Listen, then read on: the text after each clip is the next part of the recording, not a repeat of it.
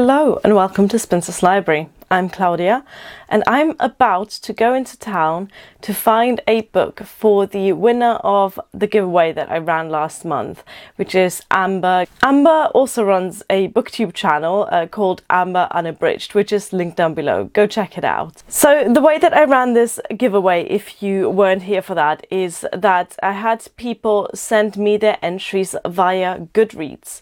And that way, when I picked the giveaway winner, I could go and check out their Goodreads profile, see what kind of books they liked, and then go and find a book specifically for that person.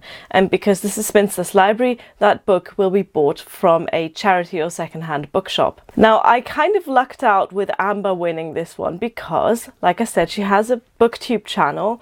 I follow her on Twitter and I feel like I know her a little bit more than if it was a complete stranger. But still, I had a little bit of a, I don't want to say stalking session, but I had a little bit of a stalking session on her Goodreads and Twitter, and I found out that she is really into Ireland as a location, I guess. She's interested in history of it. She's also into Japan, and she reads a variety of genres, including historical fiction and quite a lot of non-fiction as well, contemporaries, adult, young adult. She seems to have quite varied reading tastes, and that is going to make it super easy for me to find her a book, I hope. I am going to now go into the charity shops armed with my smartphone so I can just keep an eye on her Goodreads profile, make sure that whatever I get her isn't something that she's already got or that she's already read.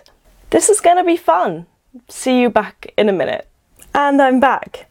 So it just started raining in the last 5 minutes. It's really pouring it down now. But I did find a book for Amber. I looked in almost all of the charity shops in town, and I really had to stop myself from buying not just one, but 5, 6 or 7 books. There were a few that kind of made it onto a shortlist, and the people working in the charity shops must have thought me a bit weird that I kept going back into the shop to a specific shelf, picking up a specific book, looking at it, and then putting it back on the shelf. Also, I clearly have a charity shop problem because I walked into Oxfam and the guy behind the counter said, "Oh, I haven't seen you in a while. I was getting all worried." Thanks. Clearly, I'm a regular. Anyway, I did find a book for Amber, and it was quite a different book from what I thought I would get. First of all, I thought I was going to get a book that I had already read. You know, something that I had read and enjoyed that I could pass on to Amber and say, "Look, here is something that I think you'll like because I liked it too." But I didn't. I will get to the book in a bit. Books that kind of made the shortlist included some classics that I really liked, but from what I can tell, Amber's not hugely into classics, so I kind of went off that idea.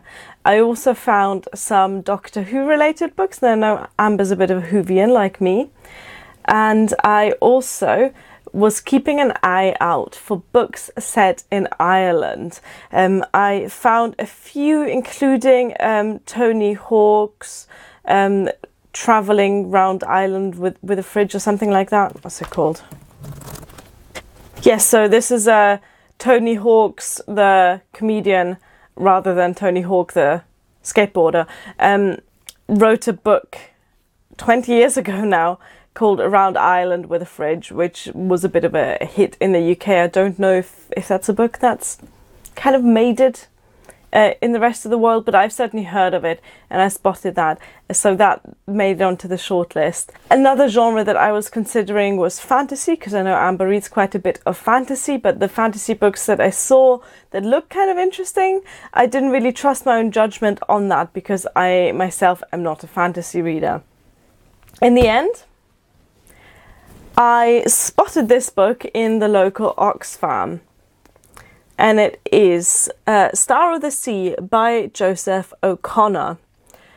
This is not a title that I had heard before, but it is described on the back as being a bit of a bestseller, having won quite a few awards. So I went and looked it up on Goodreads. The reason why I picked this up is because it is about a group of Irish people who are on board a ship to New York in 1847 in the middle of the Irish famine. And the story takes place on the ship. So it's not technically a book set in Ireland, but it is by an Irish author, and the characters are Irish.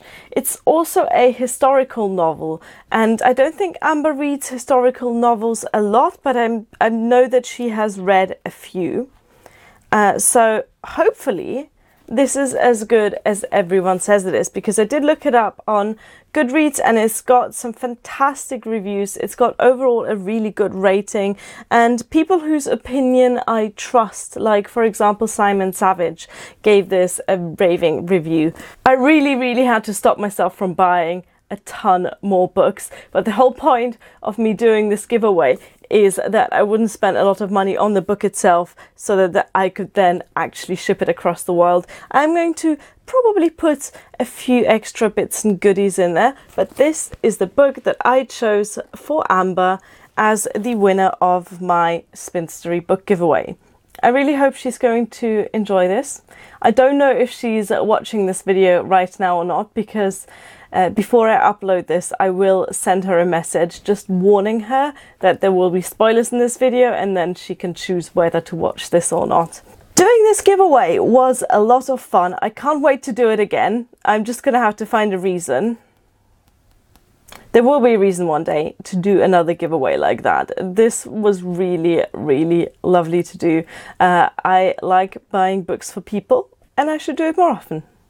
Thank you for watching. Bye.